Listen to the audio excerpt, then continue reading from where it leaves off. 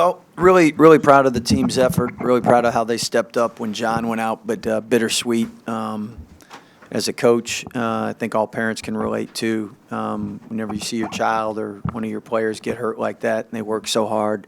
Don't know the severity of it, but obviously it didn't look good. So our hearts go out and prayers go out to him and hope for the best.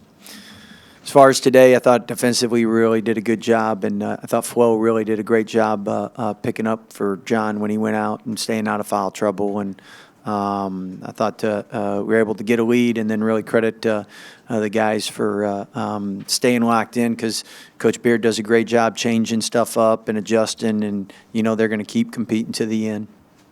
Scott, did you feel like your team kind of rallied around each other after John went down? Yeah, I was really proud of how they did that, because obviously John's so likable, and everybody was hurting and feeling, and they did a great job in saying, we're going to pick this up for you, John, and we're going to win this one for you.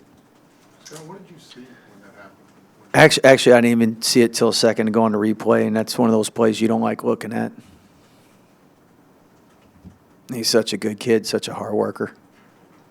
You hate it. Scott, does it speak a little bit to the toughness of this team that you're able to overcome? I mean, we haven't had an ACL injury, I don't think, since 2008, maybe 9, something a long time ago, and now we possibly have a couple in 1 year, and we've been more banged up this year. We haven't had our rotation back since the beginning of January, and normally you'll miss a guy for a week, 2 weeks, but we've James, LJ, Adam, Jeremy, and it's not a one-day thing. So really credit the guys. Our assistant coach has done a great job changing up game plans and putting things together, and everyone's done a good job rallying, because in the Big 12, there's not much margin for error, and the parity's there. So it's hard when you're competing night in, night out, and don't have everybody.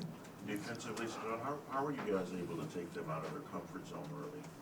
I think guys were really locked in, really rotated well, really moved well. And a lot of it's because you have so much respect, because you're playing a very talented team and a very well coached team. So you have to be on your A game. Scott, what do you think of this past week as a whole? The way y'all rebounded? Yeah, it was. I thought K-State was really big for us, especially how we all felt leaving Lawrence, and really credit the guys for practicing hard and really locking in. And I thought after a tough loss like that, I mean, the first thing is it's on me. We played poor, and so we changed some things up, and the guys really responded well. It seemed like Flo responded really well today. Shot blocking. Yeah. Is that an area you've just seen him continue to improve? It seems like his timings maybe better than it was, obviously. Yeah, he's gotten better throughout the years, but I think also the big thing for him has been foul trouble, because when he has John, he knows he can be extra aggressive, and I think he did a great job playing without fouling today. And Texas got a lot of skilled guys, so he really had to work at it. And when he's around the rim and blocking shots, obviously that picks us up defensively, and he's capable.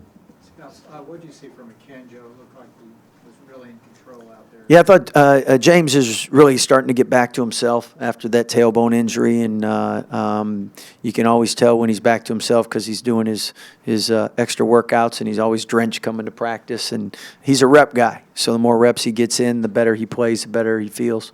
So how much when you're game planning for them, how much is it don't let them get set up defensively and just attack their bigs? Because every loss they've had is basically the common theme. I think this league is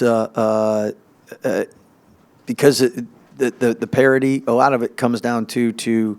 I used to hate this, but my dad and older coaches always say this: hopefully you make shots. And you know what? When you make shots, it spreads the defense out, allows you to get to the paint. If you miss shots, it's harder. It gets the other team in transition. So I mean, I know they had some good looks that they probably normally make, and that affected some of what they did. Credit our guys for doing a good job on the glass. Scott, after they hit that bucket right there at the end of the half, how important was it for you guys to kind of maybe get that back? And I think y'all scored the first 6 points in the second. Yeah, I thought Ramey made a really tough shot, and normally you can the end of the half can lead to the start of the second half. And big thing is we want to just encourage our guys because he made a great play and didn't want to go in on a down note. But hey, let's keep doing what we're doing. If they make those shots, so be it. Scott, Coach Beard said they were shooting a lot of fadeaways, weren't really taking it to the basket that well. Was that kind of the plan, just to keep them from penetrating? I think defensively we did a great job rotating, and then I think the shot block and the flow probably affected some of them. And we got some length with Matt, Jeremy, and Kendall. I mean, those are long guys. Scott Flo played a career high 30 minutes. Did you feel like he was getting winded in the second half, or? Yeah, when he looked like he wanted to come out, we just didn't look at him. So it's one of those, Did you see John in the locker room? I can get to speak with him, and if so, what were his spirits like? Yeah, he was much better in the training room than on the court, and I know on the court he was pretty shook.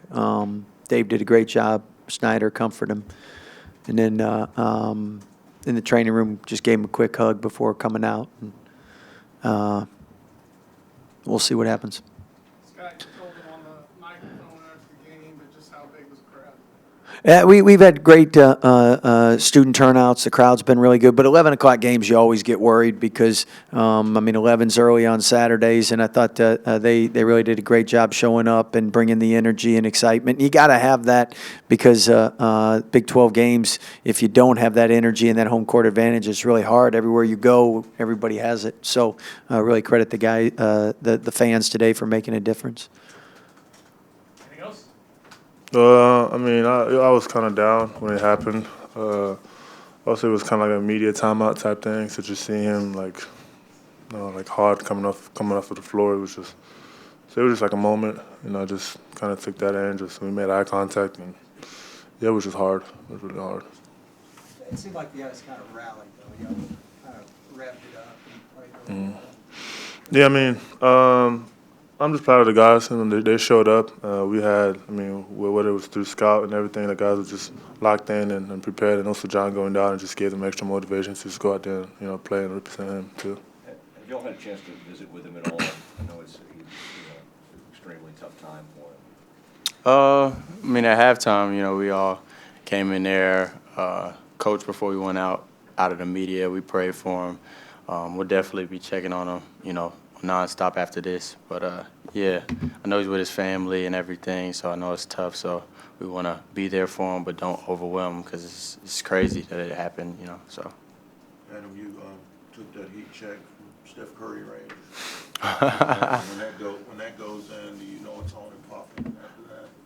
Yeah, definitely. I pride myself on continuing to expand my range and everything. So guys are guarding me, at the 3-point line. So if I can extend, I can be a lot more effective out there and helping my teammates. So when I made that, I definitely felt good. So. Well, clearly you played a career 30 minutes today with John out. You're going to have to play more. What does that do for your mindset moving forward? My mindset doesn't change. Team always comes first, and being here for 4 years, you always got to put the team first and do whatever it is that's required for us to win. So minutes or no minutes, just got to do out there and do the intangibles, whether it's rebound, play hard on defense, and all the other stuff. Scott said when you got tired and you looked over to get a blow, they pretended they didn't see you. Yeah, they kind of waved me off, and also they was worried about the fouls because they're like, "Hey, Flo, you got to show your hands." So I was like, "Yeah, I'll try not to foul." But yeah. How important was this week for you guys to bounce back after what happened last Saturday in Lawrence, to have the week you guys just did?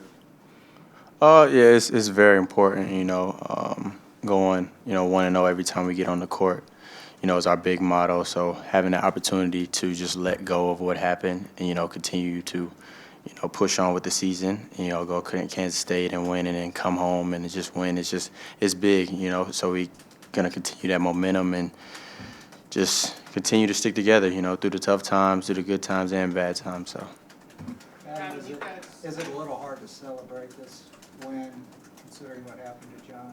We always celebrate. You know, Big 12 is very difficult to win. You know, it's the best conference in the country, but definitely when we have a brother down, it's definitely frustrating and sad to see. So, yeah, I'll give you a smile, but it's very, very difficult seeing our brother on the floor. When Matthew hits an early three like that, did you almost sense like the crowd went crazy? You know, it's like, whoa. You know, I guess it's like Myers back or something. Do y'all feed off something like that? Oh, definitely. You know, he's one of the best players I've ever played with offensively. So when he does get going, you know, it opens so much for everybody else. So, you know, seeing him make those shots, you know, it gets us more and more confident. You know, we feed off him. So. Adam, how have you guys been able to overcome all the injuries? Just leaning on God's understanding and not ourselves, to be honest. You know, it's last year, you know, we didn't have to really go through as many injuries. You know, this year we're facing some different battles, but as a team, we're, you know, continuing to stick together. You know, we have the leaders that continue to keep us all together, and the coaching staff really does a good job of monitoring and choosing days where we might need a rest, and, you know, so. Adam, we talked about how John had kind of started to step into the role of a leader. When he went down, who was it maybe in the huddle that really stepped up as the leader of this group?